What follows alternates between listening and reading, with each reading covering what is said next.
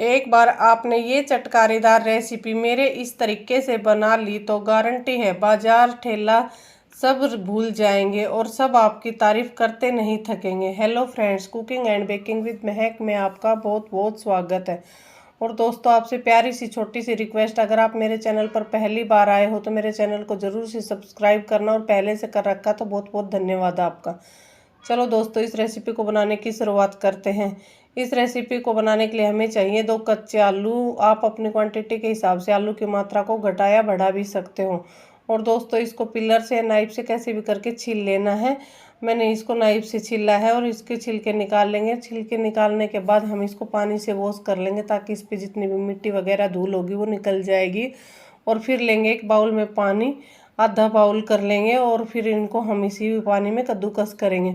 और दोस्तों, पानी में इसलिए कद्दूकस कर रहे हैं क्योंकि आलू में स्टार्च होता है तो आलू के लच्छे हमारे काले पड़ जाते हैं, इसलिए हम इनको पानी में कद्दूकस करेंगे तो हमारे आलू के लच्छे वाइट कलर के ही रहेंगे, खिले खिले रहेंगे और बिल्कुल भी काले ना पड़ेंगे। और बारीक वाले साइड से ग्रेट करना दोस्तों, क्योंकि इससे हमारा नाश्ता झटपट से बन जाएगा। और मोटे से करेंगे तो नाश्ता बनाने में टाइम लगेगा। ये देखो दोस्तों, मैंने वॉश कर इनको कद्दूकस कर लिया और 3 से 4 पानी से अच्छे से वॉश कर लेंगे। और वॉश करने के बाद इनको टाइट से निचोड़ते हुए एक प्लेट में रखेंगे।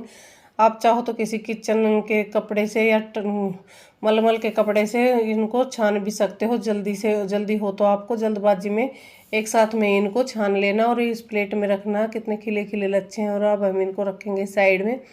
और फिर लेंगे एक बाउल में मैंने लिया है 1 कटोरी गेहूं का आटा और 2 चम्मच जितना लिया है बेसन और 2 चम्मच जितनी ली है मैंने सूजी। इससे नाश्ता टेस्टी और कुरकुरा बनेगा। आप चाहो तो इसकी जगह पूरा सूजी भी ले सकते हो गेहूं के आटे की जगह, और नहीं तो इसको मेरी तरह ही आप गेहूं के आटे से भी बना सकते हो। और फिर इसमें मसाले डालेंगे। मसालों में मैं बेसिक से मसाले डाल रही हूँ। कलर के लिए आधा चम्मच हल्दी डाला है। स्वाद अनुसार मैंने नमक और मिर्च को डाल दिया है। दोनों ही चीज़ स्वाद अनुसार लेना, आप कम या ज़्यादा भी कर सकते हो। और आधी चम्मच जितना मैंने लिया है गरम मसाला। आप चाहो तो इसमें चाट मसाला, काली मिर्च वगैरह कुछ और मसाले भी डाल सकते हो। मैंने सिंपल से मसाले डाले हैं। और फिर हम इनको चम्मच की सहायता से मिला लेंगे, चम्मच को चलाते हुए। और फिर दोस्तों, इसमें हमने 1 कटोरी गेहूं का आटा लिया है तो हम 1.5 कटोरी के लगभग पानी डालेंगे। लेकिन पानी हमें थोड़ा थोड़ा करके ही डालना, नहीं तो इसमें गांठें गुठलियाँ हो जाएंगी। और हमें ये दोस्तों जो बैटर बनाएंगे ये हमें बिल्कुल भी गांठें गुठलियों वाला नहीं चाहिए, इसलिए थोड़ा थोड़ा पानी डालते हुए इसका एक घोल तैयार करेंगे। 1 कटोरी अब डाल लेंगे और आधी कटोरी हम डालेंगे बाद में, हमें गाढ़ा लगेगा तो इसलिए थोड़ा थोड़ा पानी करते हुए 1 कटोरी के लगभग तो मैंने अभी डाल लिया है। ये देखो दोस्तों, ऐसा रहना चाहिए। और फिर मैंने थोड़ा सा काट के हरा धनिया डाल दिया है। अगर आपके पास कटा हुआ हरा अगर धनिया हो तो काट के ज़रूर से डालना, नहीं तो इसकी जगह कसूरी मेथी डालना। लेकिन धनिए से इसका फ्लेवर बहुत ही अच्छा आता है। और फिर हमने जो आलू के लच्छे बना के रखे थे वो डाल देंगे। और इनको डालने के बाद भी हम अच्छे से मिला लेंगे। और अगर हमें ये घोल गाढ़ा लगे तो हम इसको थोड़ा सा पानी और डाल लेंगे। ये देखो दोस्तों, मैं अच्छे से मिला रही हूँ चम्मच को कंटिन्यू चलाते हुए। और दोस्तों, अगर आपको मेरी रेसिपी पसंद आ रही है तो मेरी वीडियो को लाइक करें, शेयर करें और कमेंट करके बताना आपको ये रेसिपी कैसी लगी और आप कहाँ से देख रहे हो।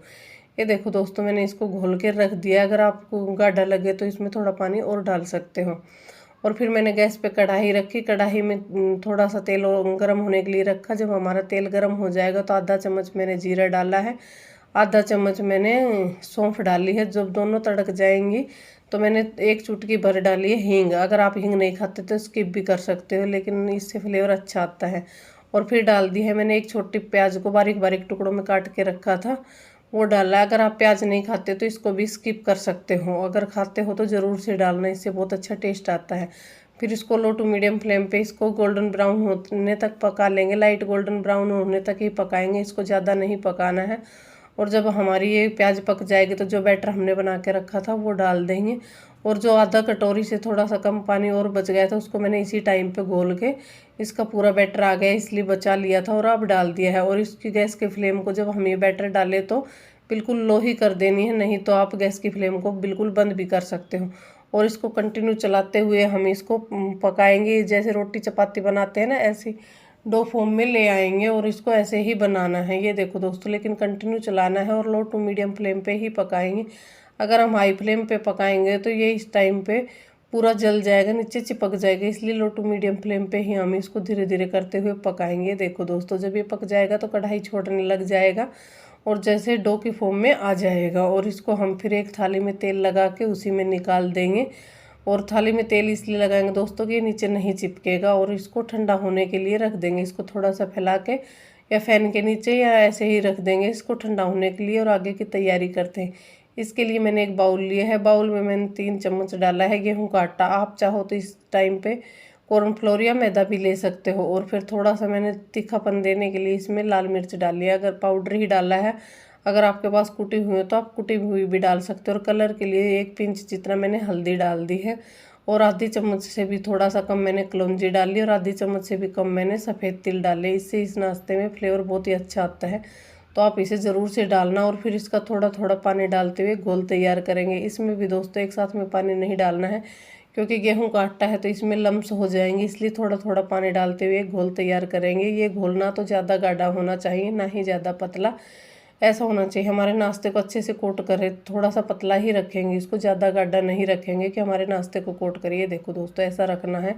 और इसको रखेंगे साइड में। और तब तक हमारा ये डो हो गया है ठंडा। और अब हम थोड़ा सा हाथों पे ऑयल लगाएंगे और इसको अच्छे से, जैसे आटा लगाते हैं ना, ऐसे ही इसको चिकना कर लेंगे। जैसे रोटी चपाती का लगाते हैं ना आटा, ऐसे ही हम लगाते हुए इसको चिकना कर लेंगे। ये देखो बिल्कुल भी थाली पे नहीं चिपक रहा है। चिकना करने के बाद हम इसको हाथों की सहायता से फैला देंगे। आप चाहो तो किचन प्लेटफॉर्म पे थोड़ा सा ऑयल लगा के बेलन की सहायता से भी फैला सकते हो। मैंने हाथों से ही फैला दिया इसको थाली में। और फिर इसको कोई भी आप अपनी मनपसंद शेप में कट कर सकते हो, स्क्वायर पीस, ट्रायंगल पीस, कैसे भी। मैंने एक छोटी सी गिलासी ली है। ये देखो, मैं गिलासी पे थोड़ा सा ऑयल लगाना भूल गई थी तो ऐसे हो रहा है। आप थोड़ा सा ऑयल लगा के नाइफ से कट कर रहे हो तो नाइफ पे, नहीं तो गिलासी कैसे भी करके थोड़ा सा ऑयल लगा के इस पर जो जैसी शेप देंगे वैसा ही शेप दे देना है। और मैंने ये गिलासी से छोटे छोटे सर्कल में काट दिए हैं। ये देखो दोस्तों, बिल्कुल भी नहीं चिपक रहा है, आसानी से निकल रहा है। और ऐसे ही करके नाश्ते के मैं सारे पीस बनाकर तैयार कर लूँगी। जो साइड में निकाला है उससे भी हम नाश्ते के पीस बना लेंगे। और हमारे नाश्ते के पीस बनकर तैयार है। और फिर ले लेंगे जो हमने सलरी बना के रखी थी वो ले लेंगे। और फिर उसको एक बार अच्छे से चला लेंगे, क्योंकि उसके ऊपर पानी आ गया है तो अच्छे से घुल जाएगा। और फिर नाश्ते का एक एक पीस उठाएंगे और अच्छे से डिप करेंगे। और कांटे वाले फिर चम्मच लेंगे और उस पर नाश्ते का पीस रखेंगे, ताकि एक्स्ट्रा सैलरी सारी इसी में निकल जाए, तेल में ज़्यादा ना जाए। ये देखो गिर रहा है तो मैं फिर से उठा रही हूँ। और दूसरे साइड मैंने गैस पे ऑयल गर्म होने के लिए रख दिया है। जब हमारा ऑयल गर्म हो जाएगा तो हम नाश्ते का एक एक पीस करके डालते जाएंगे। जितने हमारे पैन में आएंगे उतने हम इसमें डाल देंगे। और आधे मैंने एक बार में डाल दिए और आधे मैं एक बार में कर लूँगी फ्राई। और इनको लो टू मीडियम फ्लेम पे ही पकाएंगे। जब अगर हाई फ्लेम पे पकाएंगे तो ये बाहर से पक जाएंगे और अंदर से कच्चे रह जाएंगे। इसलिए इनको लो टू मीडियम फ्लेम पे पकाएंगे। जब ये एक साइड से सिक जाएंगे तो हम इनको दूसरी साइड में पलट देंगे। ये देखो दोस्तों, कितना सुंदर कलर आ रहा है। और दूसरी साइड में मैं इनके धीरे धीरे करके पलट दूंगी। और ऐसे ही करके हम दोनों साइड से इनको सेक लेंगे। और जब ये दोनों साइड से सिक जाएंगे तो मैं एक बार फिर अल्ट पलट कर रही हूँ कि कहीं से कच्चे ना रह जाएं। और दोनों साइड से अच्छे से सिक जाने के बाद मैं स्पाइडर वाली छलनी लूँगी और चिमटे की सहायता से इनको निकाल दूँगी। ये देखो दोस्तों, और इनको बिल्कुल फ्लेम को लो कर देंगे। और हम इनको एक एक करके नाश्ते के सारे पीस उठा के निकालते जाएंगे। और एक्स्ट्रा ऑयल सारा इसी में निकलता जाएगा, इसलिए मैं इसी में निकाल रही हूँ। और इनको अच्छे से झाड़ लेंगे एक बार।